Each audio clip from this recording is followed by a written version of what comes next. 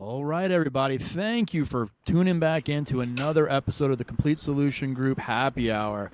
We're really psyched today. We've got a great guest, Natasha Kenney. She's a competitive shooter, sponsored shooter for Body Armor Vent. Just overall great person. We met her at the SHOT Show, had a huge conversation with her. Actually, Martinez talked to her for like an hour because I was in doing an interview in another room. I come out, Martina's like, we got another guest for our show, and here she is. So we're really excited to talk to her today. And I can't wait to hear some of the things she has to say about female shooting, about competitive shooting, about what she's doing with Body Armor Vent today. And let's just kick it off and hear it.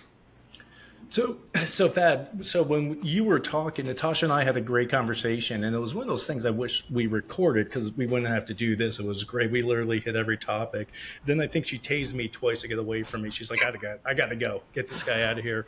But, like I said, her life is fascinating. How she got involved in the gun industry is fascinating. But just before we kick it off, if you look at her shirt right now, it says Body Armor Vent. Real quick, Natasha, welcome, thank you. And what is Body Armor Vent all about? Awesome. Well, first off, thank you for having me. It's such a pleasure to come back again, especially after SHOT Show. Body Armor Vent. So Body Armor Vent is a ventilation system that we use on backpacks, plate carriers, and a lot of different things that don't even have to be related to firearms. At SHOT Show, I met a 0311 Marine that had a T9 injury. I didn't know that people with spinal cord injuries don't sweat below their injury point. So he has issues regulating his body temperature. I threw a ventilation system on the back of his wheelchair, and within 5 minutes, he noticed a difference. There's scientific evidence that when you breathe, the pack itself breathes with you, so it creates airflow. So as you're breathing, it's pushing fresh air in, it's taking away the old sweat, and it's allowing you to produce new sweat, which is what you want.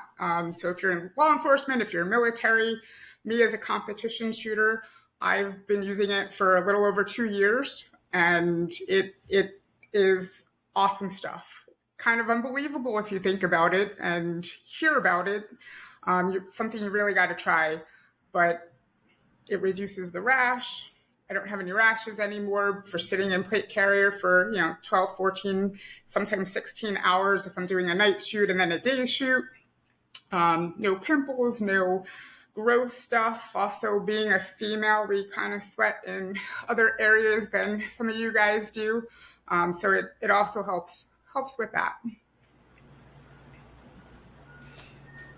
And so, Natasha, can you take us back to the beginning? Where did you grow up, and more importantly, how did you get involved into being a competitive shooter? It's an interesting story. So I'm originally from Nutley, New Jersey, so about 15 minutes away from Manhattan, across the river.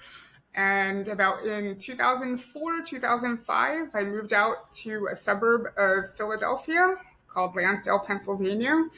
And I stayed out there for many years until about a year ago when I moved down to Florida. But my story, I come from a law enforcement family. So grandfather, great-grandfather, my dad worked for the car pool as a mechanic. And my dad had 2 girls. And he was like, law enforcement's not for you. Stay out of it. Don't do anything with it. And I kind of listened, but I always had this fascination as a kid in firearms. And in about 2020, when COVID hit, outside of Philadelphia, we had riots starting to spill over. And I'm single female with my younger sister. I'm a caretaker of my sister who has Down syndrome. I made the personal decision to purchase my first firearm and get training from my now mentor, Robin Gilmore. And it just kind of launched from there. I never even knew shooting was a sport until a couple of months after taking and finishing up my basics of pistol. It was introduced to me of like, hey, would you like to ever shoot an AR-15? And I'm like, I don't think I need anything that big for protection. I think I'm good with my pistols. And he's like, no. Come to the range Saturday. And there was a match that he is the match director of, now called the IWI Gas Gun Challenge. I showed up, and 4 months later, I built my own AR-15. 4 days later, I borrowed a red dot, and I was shooting my first competition out to 700 yards, and I didn't come in last, and I've been in love ever since. That is, I mean, that's just amazing. Like how you were able to jump into it. You know, you got involved. You built your own gun, which is awesome. You know, that's always, you know, it's a good gratification, right? You build this up, you use it in competition. It's awesome. But you know, one of the things is, you know, just being a woman in that kind of male dominated sport. Like, how did you feel getting into that? And like, you know, were you the only one of the few women on the range, or was it did some of the competitions you start out with be with a lot of women, or did you just say, hey man, I'm just going to jump into this. I don't care. There's a bunch of guys here that have been shooting longer than me. I'm just going to do this. You know what? It's a really funny story, because that's the most intimidating thing. And every woman I ever met in my life that wants to go to competition, the number one reason why they don't go is because it's so male dominant. And they think they're going to show up and everybody's going to be looking at them, and like they're not going to be able to shoot. And that is so far from the truth. But my first time showing up, I showed up to watch. So I was the only chick there, and the guys were kind of like, hey, are you somebody's wife? Are you somebody's girlfriend, sister, like granddaughter? Like who the heck are you? And I'm like, no, I'm a student. I want to learn how to do this. You know, like I'm thoroughly interested in being able to do what you're doing. So they took me under their wing. I mean, it was incredible. I have so much male support from that moment when I stepped onto the range.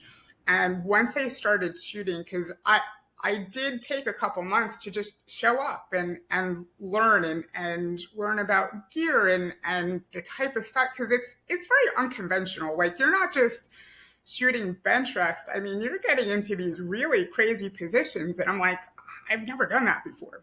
But as soon as I started shooting, I mean, it was so guided. You know, like there was a group of guys that were just like, hey, I noticed you're doing this, try this. Or, hey, you don't have that piece of equipment? Hey, take my bag, use this.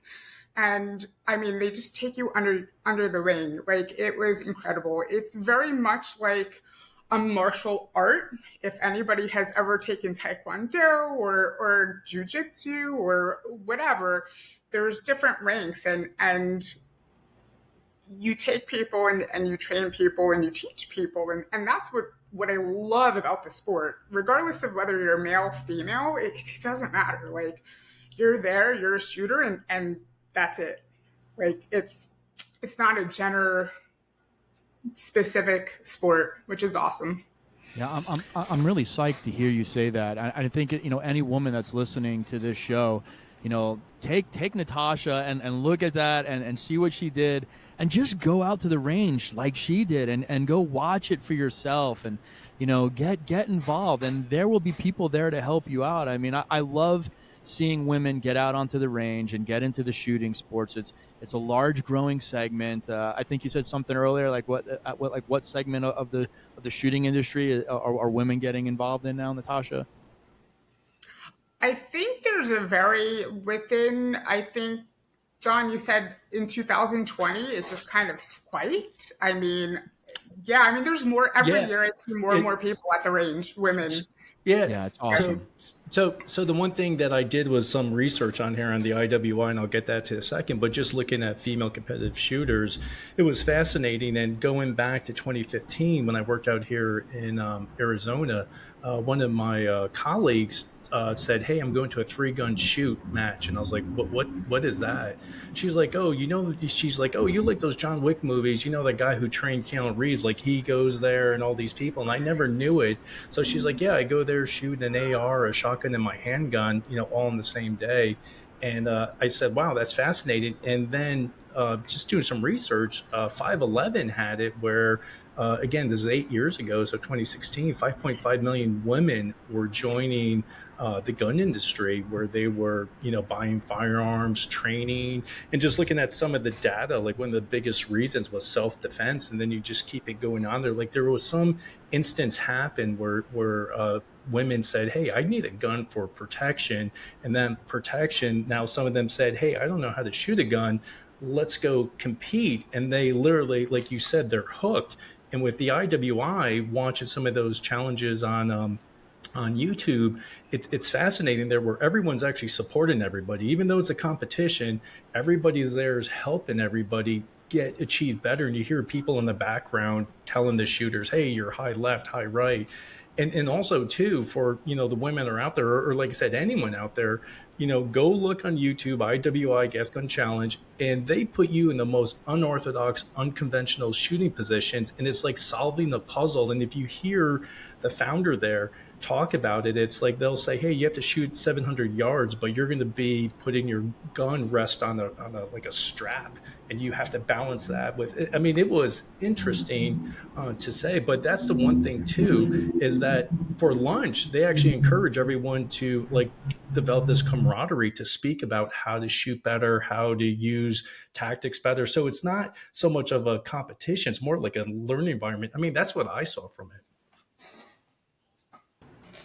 Yeah, I wish we could get Robin on here, because the match director and founder of the IWI Gas Gun Challenge is also my mentor. So he is the person who I literally went to him and I'm like, "I just bought this. It's literally in the wrap. I don't know what to do with it. Like, I'm scared to death to even open it. What do I do with it?"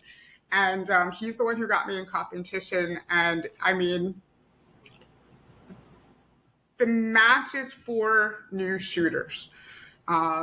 Whether you are a couple months in, whether you're experienced, I mean, there's a whole array of different types of shooters. There's people that are in the military. There's people that are law enforcement. There's just average civilians that they like to play on the weekends and they're shooting, but it's a learning experience. If you don't walk away learning something new, you did something wrong that day. I mean, there's no ass hattery is what we like to call it. Like, nobody's a jerk. If you don't know, like, we will find somebody that has an answer to your question. And if you're not doing good, you know what? We'll help you. We'll guide you. I mean, the last match that I shot was the finale, and there was a competitor that had an issue with their upper, and he was out. And literally, somebody on my team, my squad mom, he was like, "Hey, I got another upper in the car. I'll be right back. You're not out yet. I'm going to hook you up." And they were able to continue. I mean, it's such a great environment, especially for the camaraderie to learn, whether you're learning self-defense, whether you're there to compete. Sometimes people just come out to like hang out and they're not even shooting. It's just awesome. And something too, you mentioned how you just got done competing. Can you kind of go through that? I know in law enforcement, when we would have to go qualify, it was a day for some of us to go blow off steam and have fun. And for other people, it was like anxiety 101. Like they were going bananas because shooting a gun isn't natural. And the instructors that John and I worked with are some of the best instructors that are out there, but some people just don't put the level of effort in, and they'll just shoot like once every 4 months, and then they go there and the anxiety builds up. And talking with you, because I asked you that one question, like with everyone else, like what does a competitive shooter do? Can you kind of like tell us like what it is that you do every day to stay at this high level? I think a lot of people who do shoot a gun, whether boy or girl, would love to know that, to kind of get in the mindset of someone who does this on a competitive level, and hopefully those skills people can latch onto. Yeah, sure. I mean, so when I never knew I had a competitive nature until I started shooting. And once I was a couple matches in, I had a winter to train up. And I was just like, all right, like, how do I get better? Like, I'm okay. How do I get good? And then I gave myself goals. Like, okay, I need to be 10% better than what I was the last match. I need to be able to feel better in a position. So I gave myself attainable goals, right? To say like, hey, I want to come in the top 3. At some point it's attainable, but the small goals is just the way to go. So I would always say I need to be 10% better than what I did the last time.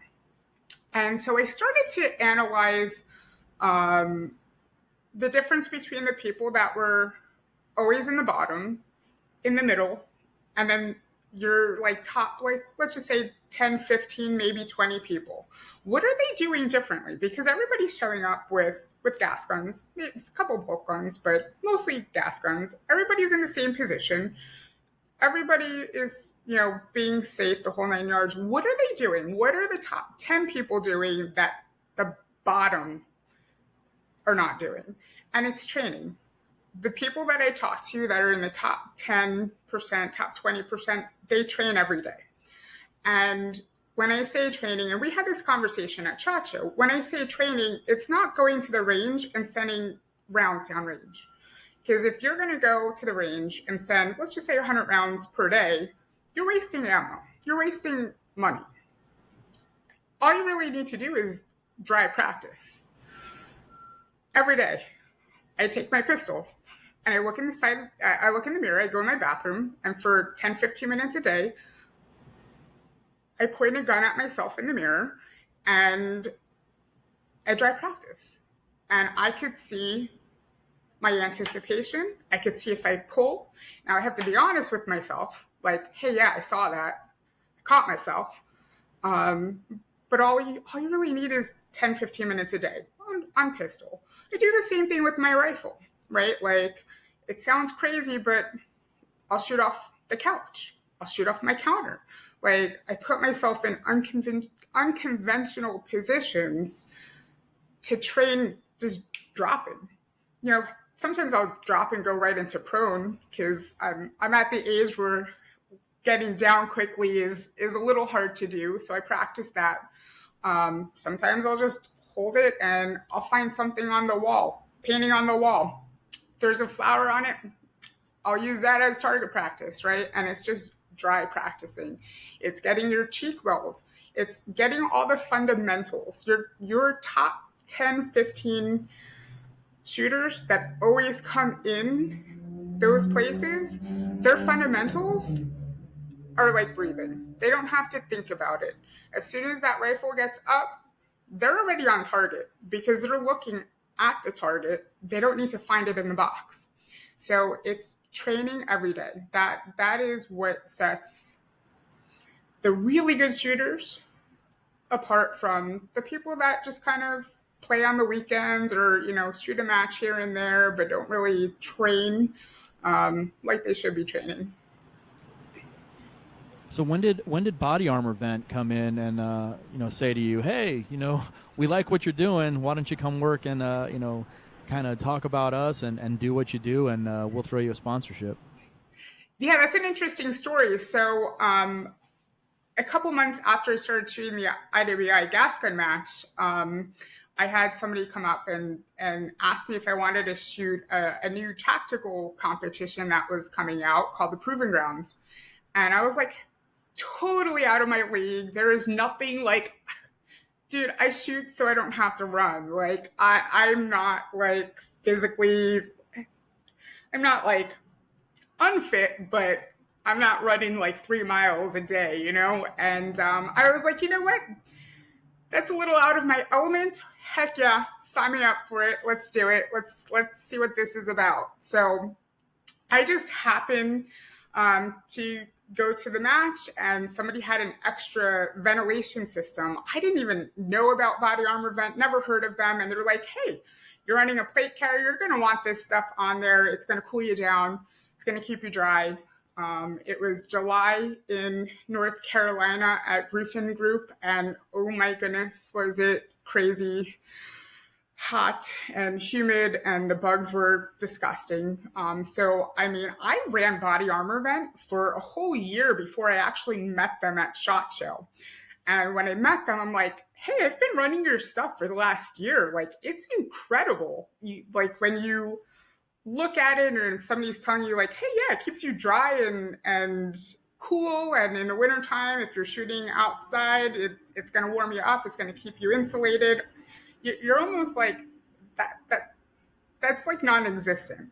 But I ran it for a year. I'm like, your stuff is incredible. So they're like, hey, we would love to sponsor you. And I spent the year just kind of communicating with them, still running those matches and running it on my plate carrier. I run it on my backpack.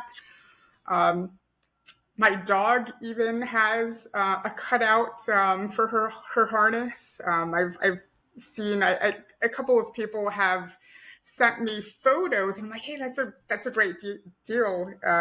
Especially living in Florida with the humidity, we're getting into our hot season down here. But yeah, like, so I just happened to be given a pack. I met them a year later at SHOT Show, and I was just with them at SHOT Show a couple of weeks ago, and it's like the rest is history. They're awesome dudes, and they're really, they want to help people, which is awesome. There's not many companies out there that genuinely are like, hey, we're doing this for the good of the people. We don't really care about the money, but like, here, take it. You know, like this, working with the VA, going into working with the VA, we found a lot of different avenues where it's not just firearms, not just plate carriers. Our newest product for people that conceal carry. So, I mean, I don't wear a plate carrier to work. It's probably going to be frowned upon if I wear that to work. Although I wish I had one at, I'm a school teacher. I wish I had one at school. But we have a new product that goes on your holster. So, if you carry in the waistband, it's going to reduce that sweat, that rash that you get, especially if you're carrying in really hot places. Well, good on them for stepping up, especially with a female competitive shooter and putting their stuff on you, getting you to be a sponsor for them. I think that's awesome that the industry is doing that. I mean, because look, it puts your face out there for other women to see, and other women can look at you and say, wow, this person's able to do it. They're getting out there. This great company is sponsoring them. I just think it's outstanding, and it just goes to show what kind of company they are. It's good stuff. And also, too, Natasha, can you talk about that committee? You and I were talking about body armor, and there's a committee you're on. Can you talk about that a little bit?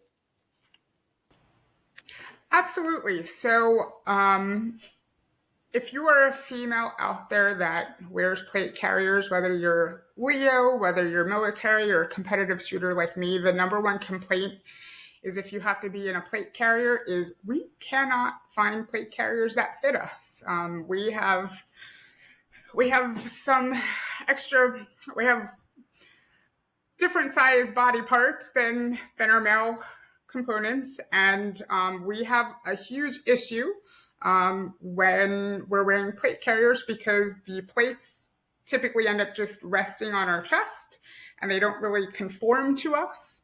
So Body Armor Vent partnered with a company called Armor Express, and they are actually sewing Body Armor Vent into their plate carriers.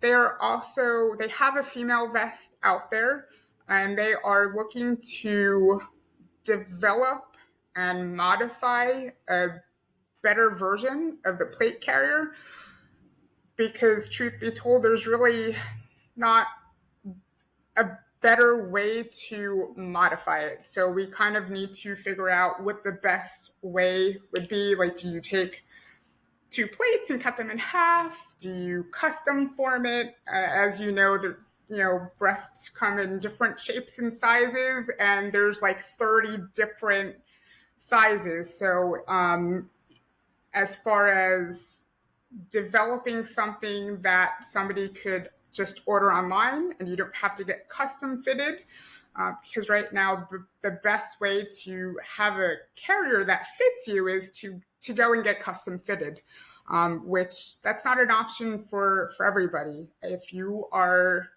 in the military, they're not going to custom fit all of their female soldiers or anybody that is wearing a plate carrier.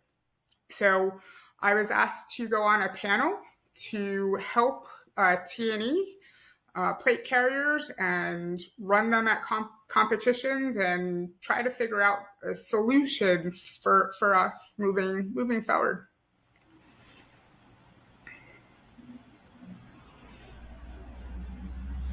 No. Thanks for that.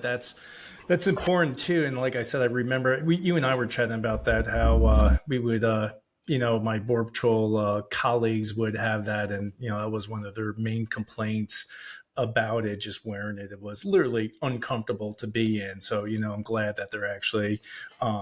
Looking into it to actually help those women out there in law enforcement, and any time you need to wear that type of device on for for your safety, or like you said, if you're just going out there to compete, it'll be nice to actually compete in something that doesn't bother you. And also too, we were texting yesterday, and you saying that you're prepping for a match on Saturday. So I was just curious, what does training look like prior to a match? I imagine it gets a little bit more intense. There's probably more drills. Can you kind of just go through that a little bit? And then, I'm fascinated about all this stuff. And actually, you said a lot of things I'm actually going to go do. And I know there's a lot of people that I chat about this, and they're excited to hear what you're saying. But can you kind of go through like what I guess what match are you shooting in tomorrow? Absolutely. We're going to have to get you guys out to a match because you guys would absolutely love it. So I am shooting the quantified performance match tomorrow at Volusia Gun Club. It's over by Daytona. And it's a gas gun match that goes out to, this particular one will go out to 887 yards. Sometimes they go out to 1,000 yards, depending on what range they're at. This is my first match of 2024. And so it was a little bit nerve-wracking because I did some upgrades to my competition gun that I keep down here in Florida.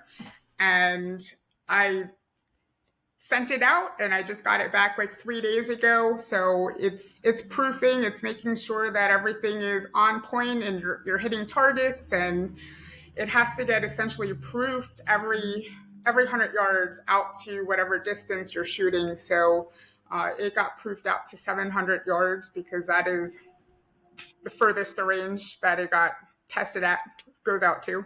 And so you're looking at the data that gets back depending on your weight of the bullet. So I ran 55 grain, I ran 77 grain, and you just collect the data and see what your groups are like.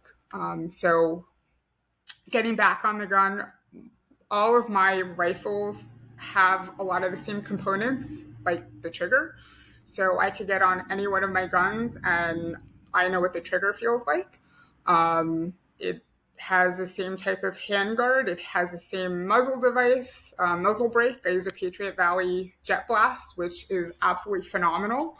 And it disperses the gas, so it helps with recoil management. I use the same buttstock. So a lot of the same stuff, but just in different rifles that I could use in different competitions, different lengths and stuff like that. But yeah, I mean, it's the same daily training of making sure my trigger press is quiet and making sure I'm getting on it. It's the cheek weld. It's making sure that I'm getting into the box quickly and I could have target acquisition. I like to have it within less than 10 seconds, getting on it, looking, spotting my target, and then going bang. So lots of that. But the first one of the season, it's a little hair pulling because you got to make sure your equipment's working right, and you cross your fingers and toes that you get out there and you're no equipment failure and kind of having backup of your backup essentially. Well, thank you for that explanation. I mean, it's just outstanding. And yeah, John and I need to get out there and start doing a couple of competitions. We're both pretty active shooters. We go to the range. We keep qualified on our firearms. Go kind of mess around and throw rounds down range. And that's not always good. We need to get out there and get a little uncomfortable as well. And so it's great hearing you talk about it. And John and I are gonna have to get off our butts and get into a couple of competitions. But hey, we really appreciate you coming on today and talking about what you're doing. I just think it's just outstanding. I hope a lot of women watch this show and decide to just even show up for a competition and watch like you did the first time, and and then discover a love for it after that. But we thank you, Natasha. What you're doing with Body Armor Vent is awesome, and we hope they keep treating you well because you deserve it. And I'm going to kick it over to John. And again, thank you a lot. Yeah, Natasha, again, thanks for taking the time and dealing with our busy schedules here. I mean, we truly appreciate it. And also, too, where can people follow you on social media? I'm not going to lie out there. I was stalking your social media account and just watching some of the stuff you're doing. It's kind of fascinating, just watch. Because, my mind, I just thought every match was like always the same. But you're actually on the ground pulling a tire, then grabbing your gun, transitioning. So where can people follow you to learn more about Natasha? Yeah, absolutely. So I shoot a couple different disciplines. I'm what you would consider a two gunner. So I shoot pistol and rifle. One day I'll get shotgun in there and become a three gunner. But so I shoot tactical competitions. I shoot gas gun. I shoot pistol. If you want to learn more about me and you want to follow me, my Instagram is hard_to_kidnap. So hard to kidnap. I have a patch, and you've probably, if you were stalking me, you've probably seen that patch quite often. But yeah, so hard to kidnap is my social media platform. So Instagram, Facebook, Natasha Kenney on Facebook, and there's going to be some more of me on YouTube as well this year. So looking forward to that. Perfect. We're going to be following you here. And good luck tomorrow. And after seeing how you do everything, I know you're going to be sensational out there. So on behalf of us here, again, thanks a lot. And always, too, if you ever want to come, I was going to say, if you ever want to come back on, you always have a seat with us here. So thanks again, Natasha. Much appreciated. Absolutely. Thank you so much for having me on. And I'm definitely going to take you up on that offer for coming back. I think we have a lot more conversations to be had in the future. Awesome. All right. Thanks, Natasha. Talk to you soon. Thanks.